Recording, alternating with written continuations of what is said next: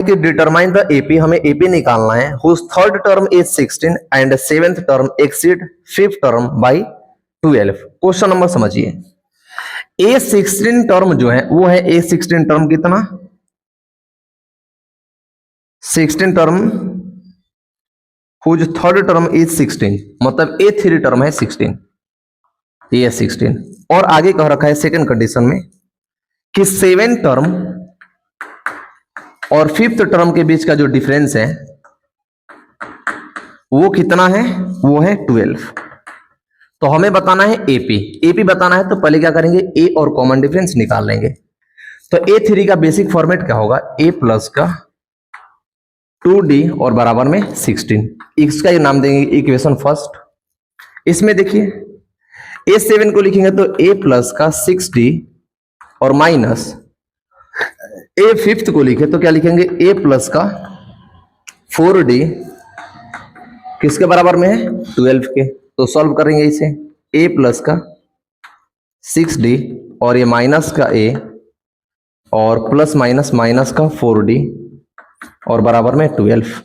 Minus का a plus का a खत्म, 6d में से 4d जाएगा तो बचेगा 2d, यानी कॉमन डिफरेंस की वैल्यू यहां पर क्या आ गई, 6। तो कॉमन डिफरेंस की वैल्यू कितना आ गई, 6 आ गई हमारे पास। जब कॉमन डिफरेंस की वैल्यू 6 आ गई तो हम क्या कर सकते हैं, यहां से a के भी वैल्यू को निकाल सकते हैं। तो निकाल लीजिए, a प्लस, देखो यहां पर लिख दो put d in first equation. हमने कॉमन डिफरेंस को फर्स्ट इक्वेशन में पुट करना है, तो क्या है a प्लस का 2d, तो a प्लस का 2 मल्टीप्लाई d कितना है 6 और बराबर में 16, तो a प्लस का 6 टू जा 12 बराबर में 16, तो a की वैल्यू क्या आ गई 4,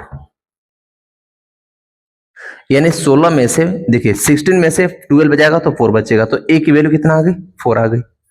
कॉमन डिफरेंस की वैल्यू आपके पास क्या है, कॉमन डिफरेंस की वैल्यू है 6। हमें एपी निकालना है, तो एपी निकालने का जो बेसिक फॉर्मेट होता है वो क्या है, देखिए वो है a1 a2 a3 a4 dot dot dot.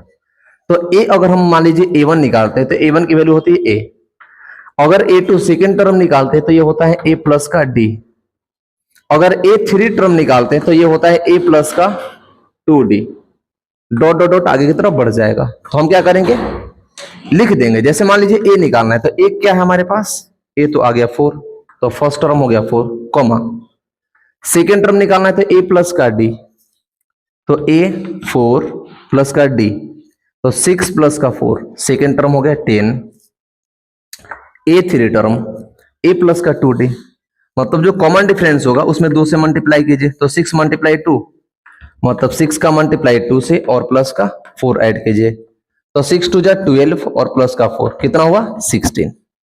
तो अगला जो टर्म आएगा वो क्या आएगा 16। इस तरह से आगे के जो टर्म्स हमारे होंगे वो निकल जाएंगे।